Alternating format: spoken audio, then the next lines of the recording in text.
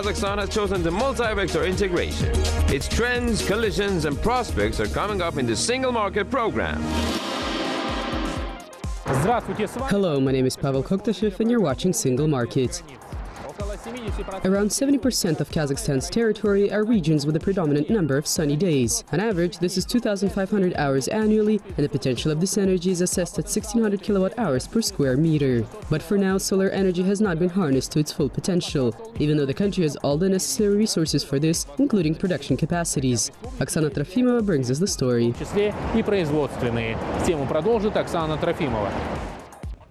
Kazakhstan is one of the 5 countries which has a closed cycle of production of solar batteries, from silicon extraction to manufacturing of photoelectric modules. This became possible thanks to the rich resource base. The country has 65 million tons of high-grade quartz and 267 million tons of quartzite. That is why our country is not just a big exporter of first-stage processed silicon, but also a producer of photoelectric panels.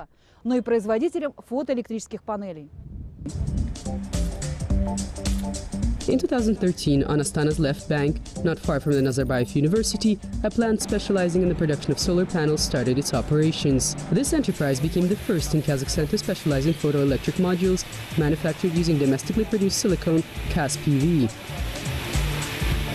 The project was realized using public investments, and considering its specificities, the national company, Kazakh was the first to become the owner of this plant.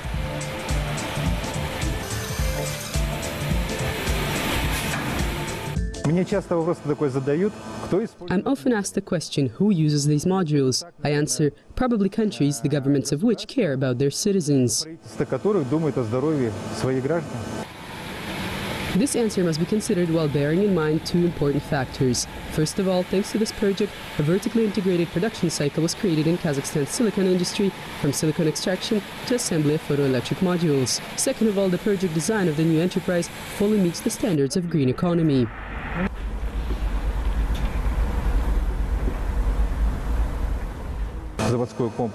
The plant complex uses not just solar energy, but also wind energy.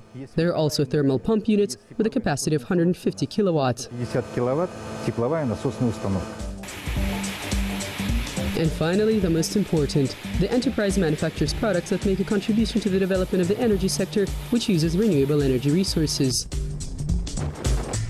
Today, around 40 solar energy stations that use the modules of this enterprise operate on the territory of Kazakhstan. These include the station in the city of Kapchagay with a capacity of 2 megawatt. 16 panels of Astana Solar were tested here in trial mode.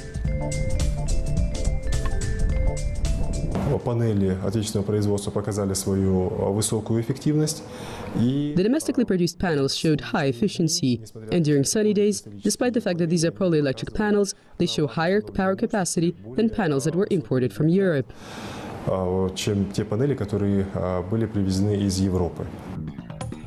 to the monitoring results, Kazakhstan's polycrystal module demonstrated a level of efficiency that is 5% higher in comparison with analogous European monocrystal modules. For the sake of objectivity, we have to mention that some opponents are skeptical of the prospects of polycrystal technology. According to their opinion, today it is still behind monocrystal technology. And here Her Majesty the Economy intervenes with a legitimate argument such as the optimal correlation of price and quality.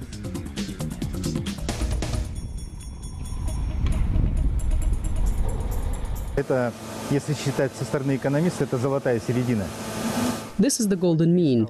Polycrystal is much more accessible in terms of required technology and less expensive than monocrystals. All we need to use is a monocell, and the cost of the model becomes higher.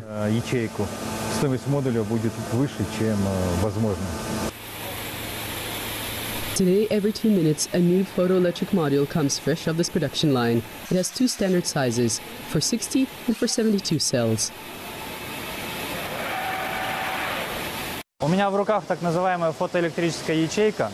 I'm holding a so-called photoelectric cell, which is made out of silicon and will be the main element in the photoelectric module. The capacities of the enterprise allow to annually produce more than 127,000 modules with a total capacity of 50 megawatts.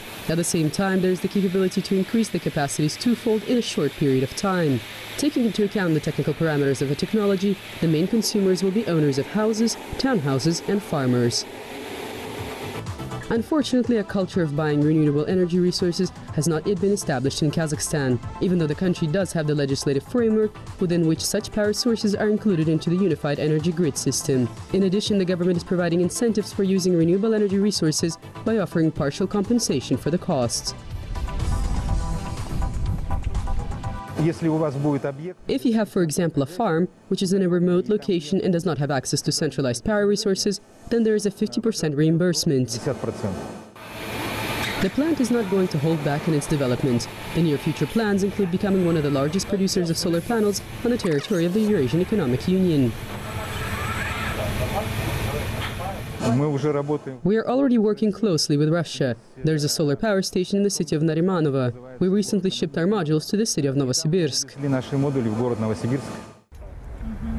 World experience has shown the efficiency of using energy resources that are environmentally friendly. These enterprises do not just contribute to the budget of the country, but also facilitate the introduction of principles of green economy into very diverse spheres. For example, the use of solar panels can promote distant pasture cattle grazing, which experts of UNDP believe to be a progressive form of husbandry and a worthy heritage of the civilization of the nomads. And Kazakhstan's enterprise will present this potential at the International Expo exhibition in Astana. The pharmaceutical industry, a sector of the economy which always manages to stay afloat. When it comes down to health, people will try to save on anything except medicinal products and treatment. And the state can also cut back on any kind of expenses, but not those which are connected with the procurement of essential pharmaceutical products. Maria Kuznetsova visited an enterprise which is always focused on further development. In 2012, a symbolic event happened on Kazakhstan's pharmaceutical market. Turkey's biggest pharmaceutical company, Abdi Ibrahim, acquired 60% of the shares of Global Farm. As a result of this deal, Kazakhstan's enterprise got a new plan for its development. However, to be consistent, it is worth mentioning that the whole story of the enterprise is connected with uninterrupted development.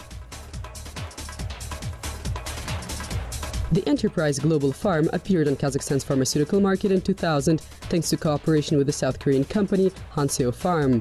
The first batch of products was released in 2002 and it included 4 different types of medicinal products. In 2011, the range of pharmaceutical products was expanded to 100 types. The enterprise has developed the manufacturing of medicinal products in tablet and capsule form intended for the treatment of a number of illnesses. The most active demand for medical products produced at this enterprise was observed in segments such as endocrinology, gastroenterology, and physiology. Over this period of time, the enterprise managed to occupy its own niche on Kazakhstan's market. In addition, the moment has come when it became obvious that for the next stage of growth, new resources are needed: financial, technological, and managerial. And they can only be obtained from a big investor. The investor should be a person or a company which has specialized for many years in the production of pharmaceutical products. This is first. Second of all, the investor should have experience in the construction of plants and GMP standard production. The choice was made in favor of the company Abdi Ibrahim.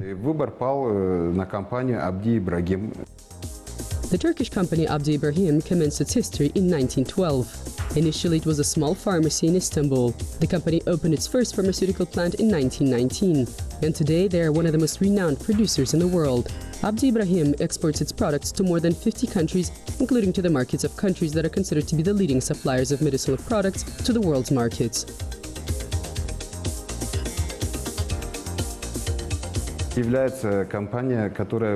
This is a company which engages in licensed production with big companies, the biggest multinational companies. They establish their production using their platforms. Within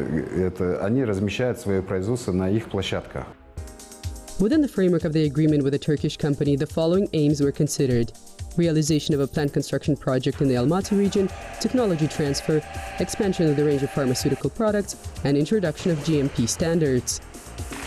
The launch of the Abdi Ibrahim Global Farm Company's new plant took place in 2015, within the framework of a teleconference with the participation of the country's president. It is a great honor for me to present you the new modern plan for export-oriented production of pharmaceutical products, all in compliance with GMP standards. The total territory of the plant is 20,000 square meters. Of this territory, production areas occupy a territory of 11,600 square meters. Thanks to the launching of this enterprise, the company's production capacity increased to 1.5 billion pills and capsules annually, and the production line was expanded to 200 product items. We have certain areas of development which allow us to ensure the growth of the enterprise. What's more, our plans include a step-by-step increase in production volumes, introduction of new technologies, and development of export channels. Today, this plant, aside from the wide range of medicinal products, also manufactures treatment for patients suffering from tuberculosis, type 2 diabetes, and HIV. Throughout this year, the range of products will also include treatment for hepatitis C. Taking into account the social significance of the illnesses mentioned before, the state has concluded an agreement on a government order with this enterprise. In 2014, we signed a long-term agreement on the supply of medicinal products to the government in the amount of 108 product items. To this day, we have managed to set up the production of 40 product items, which, in accordance with this agreement, we will be supplying in 2017.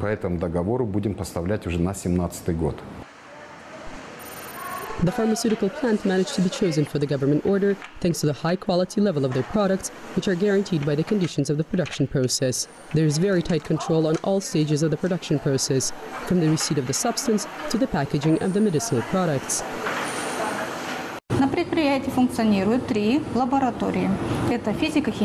The enterprise has 3 laboratories: physics and chemistry, microbiology, and a laboratory for internal production control.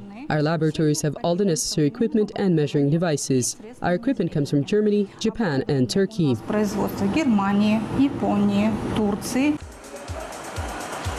The obtainment of a GMP standard certificates attests to the quality of products.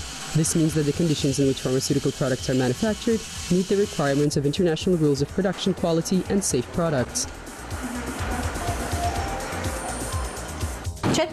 Not just raw materials, manufacturing materials and products are thoroughly controlled, but also the production environment. This includes the water that is used, air, equipment, and the personnel of the enterprise. Before being shipped to consumers, the final products undergo a compulsory procedure of evaluation of safety and quality conducted by an official government entity. With this certificate, the products of this company can be unimpededly exported to the countries of the Eurasian Economic Union, because GMP standards will become a sort of a pass for medical products to the single pharmaceutical market of the member countries of the Economic Union. Today, the products of Abdi Ibrahim Global Farm are shipped to Uzbekistan, Azerbaijan, and Kyrgyzstan. Aside from the establishment of shipment channels to the countries of the Eurasian Economic Union, the prospective future entails entering the markets of Georgia, Afghanistan, and the countries of Eastern Europe. Therefore, the presence of the word combination Global Farm in the name of the company is most certainly not an exaggeration. It is justified by the global plans of the enterprise. Maria Kuznetsova, Anatoly Valuysky, Almaty region, exclusively for Single Market.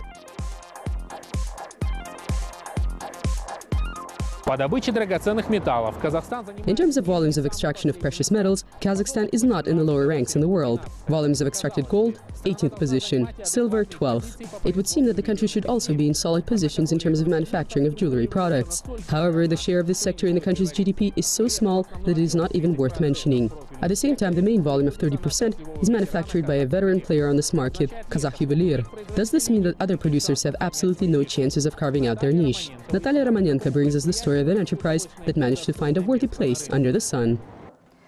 90% of jewelry products on Kazakhstan's market are imported. Therefore, a large share of accessories made out of precious metals are supplied by foreign companies. This information is widely known. However, few people in Kazakhstan know that the country has its own production of jewelry products, which are the trademark of Kazakhstan. We're talking about souvenir accessories of a premium class, intended as gifts to officials who arrive to the country within the framework of a diplomatic mission. This is the segment in which Kazakhstan's company Marconi specializes. They produce around 300 jewelry products annually, and someone who is not familiar with the intricacies of the production process, this may seem as insignificant. But if we take into account the target consumer base, then the production volume is actually absolutely normal. Our products are bought as presents in more than 100 countries of the world for high-level officials of states, presidents, prime ministers, emperors and sheikhs. The director of the company, Mikhail Ratner, by profession is a financial expert. That is the position he filled for a long time in the jewelry business. In 2001, he decided to establish his own enterprise. The skill for capital management and knowledge of the details of the jewelry business helped him develop a good business plan and carve out his niche on the market. We have a narrow focus. This is not mass production. It's mostly for the luxury segment. We're putting an emphasis on original design, and in principle, this is justified. And first and foremost, it is justified from the perspective of the aesthetic value of these products. Value added is created here precisely thanks to the original approach. By the way, in the jewelry business, there are two types of design: commercial and aesthetic. The first is used for mass production. The second for the production of single-piece items when a master creates a true work of art. And in this case, the master's approach is more as an artist.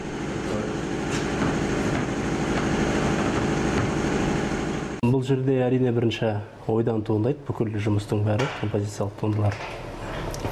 Әрине бірінші жұмыс жеңіл болу үшін арнайы мына пластилиннің саз балшықтан жасалады. My work starts with an idea, and I first bring this idea to life using plasticine or clay.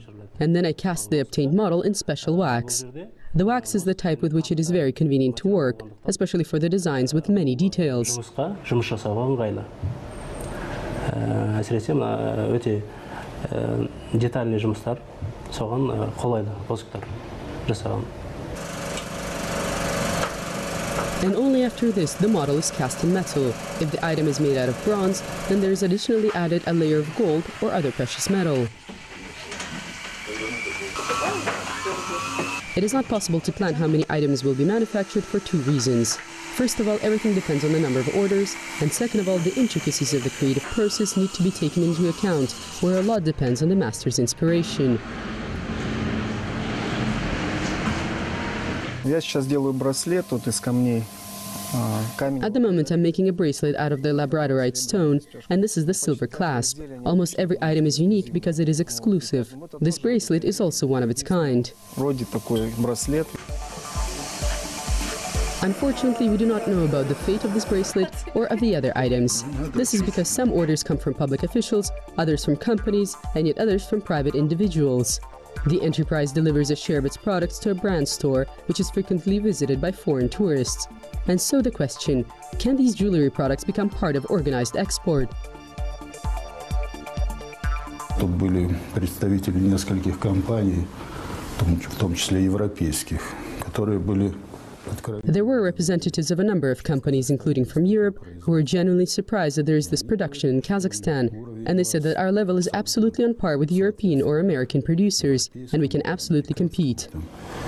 И вам можно вполне конкурировать.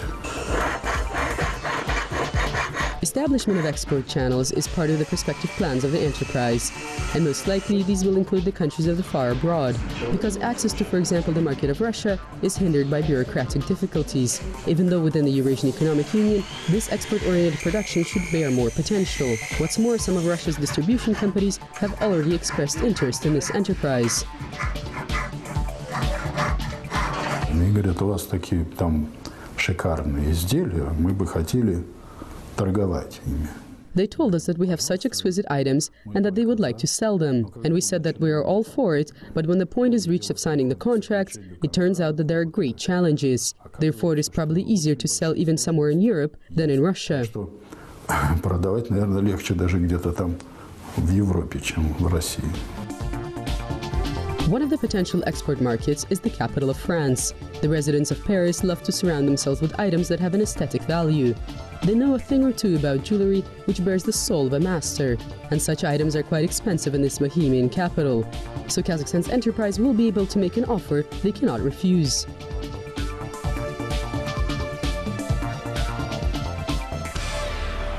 In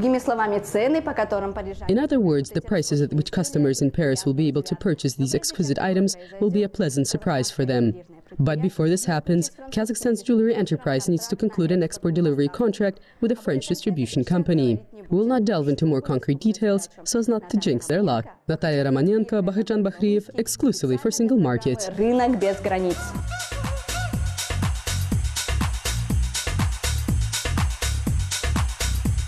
That's all for today. My name is Pavel Koktashev. Kind reminder, all the episodes of our program are on www.kazakh-tv.kz. Until next time on Single Market.